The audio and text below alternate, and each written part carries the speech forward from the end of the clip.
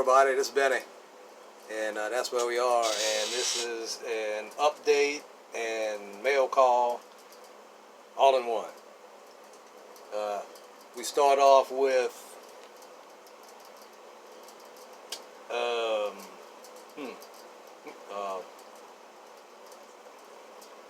update. God damn it. This is an update on Mike's Mopars. All Mopar group build, only the greatest group build right there next to the Dodge Truck Month group build. And this is the one we're doing.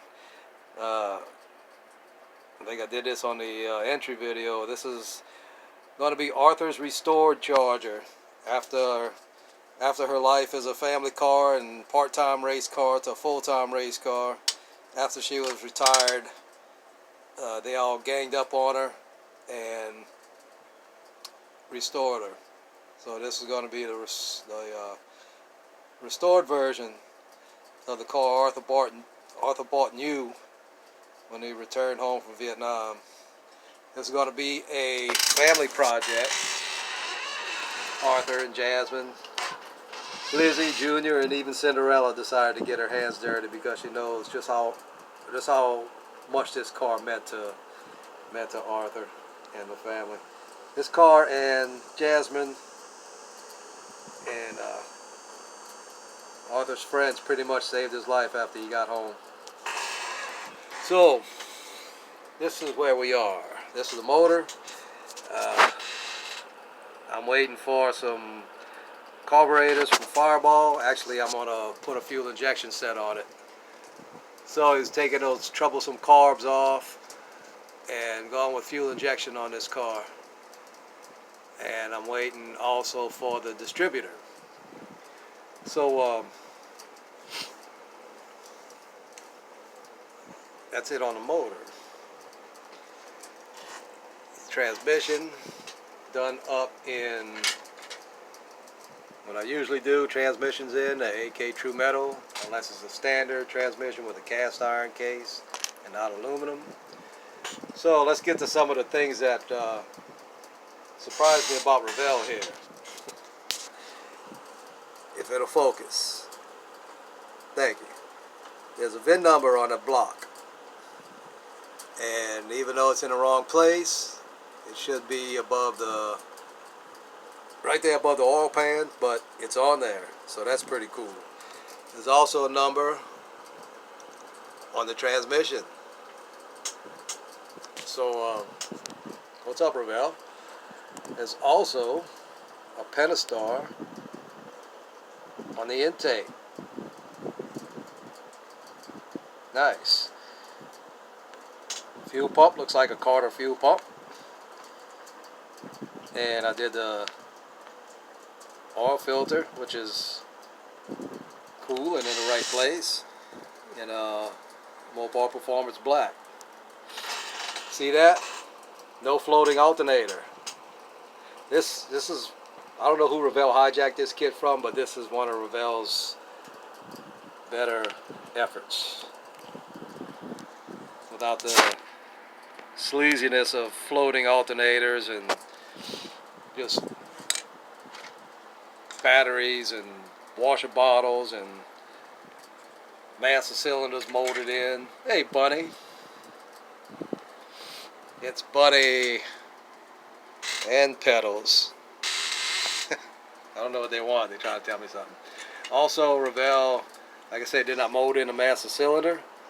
And there's a firewall. It actually has the old style voltage regulator on it. The mechanical voltage regulator, not the electronic voltage regulator. And also other bits and pieces on it, which is cool. Separate hood springs. So if you want to display the hood up, it's not just stuck there with a rod. It actually has springs. Underneath, we all know Revell likes to put their name in conspicuous places. However, the only place the name is on this floor pan is right there, hidden under the axle. There's no marks, no pin marks, no names, no nothing underneath here. It's a very well thought out floor pan. It even has a gas filler tube. Doesn't have exhaust motored in, prop shaft's not motored in, everything's separate. It even has motor mounts that look like motor mounts, upper A-arms that look like upper A-arms. So Rel did a really nice job on this kit. That's why I decided to use it instead of that MPC piece of junk. There was no seam lines to sand off, which is usual right here or coming down here. The only place there was a line that needed a little light sanding was along this chrome mold strip. There's a little bit on the front, light sanding, and a little bit on the back that just requires some light sanding right here to smooth it out. Like I gotta hit it again. That side looks good. This side needs a little bit more. So the ornament right here is a separate piece. Very nice job, Revell. Even the Pentastar, I don't know if you're gonna be able to see it, but even the Pentastar is, there we go, right there, represented on the side where it's supposed to be.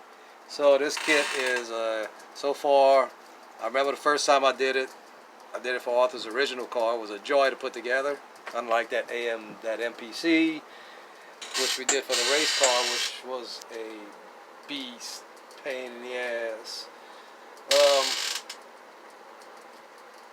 So I don't know how long this is going to take me because, you know, I'm only home on Saturday and Sundays so far, and I still have a lot of stuff to do, but we'll get to it. There's no time limit. Also, another group build with no time limit that I decided to get in on, and this is the mail call portion. I got this in the mail recently. Oop. And you can probably guess what group build this is going to be. This is my entry into the Peters Plastic, a friend from Sweden, group build. No time limit, so that's good. I was going to do a Draken, but I decided this one looks a little more unusual, which is not unusual for Saab. They like to push boundaries, and this plane was certainly different for its time. It was in service for 10 years till they decided to go along with put a jet engine in the back of it, and that was what, the B-21, I believe. So I'll do a little history on this as I go along. I give you one part. This is the world's first aircraft with an ejector seat, which was pretty cool. I don't know how well it worked, but it was the first one to have it. It was very capable. It was fast, and armed with machine guns and cannons, and you could put rockets and bombs under the wing. So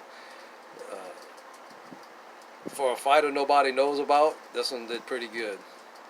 So that's my entry into Peters Plastics group build. I don't know when I'm going to be able to get to it, but for the rest of the day, I got to try to clean out this shed and make me more room, since I started cleaning out the other shed. Because I have shed stuff that's supposed to be over there, but it's over here, and I don't have any room for stuff that's supposed to be over here. And you can tell by this bench what the rest of the shed probably looks like. So this is Benny, and that's my update, and that's where we are. Appreciate you watching, tuning in, commenting, liking, disliking, whatever. So we'll see you maybe next weekend.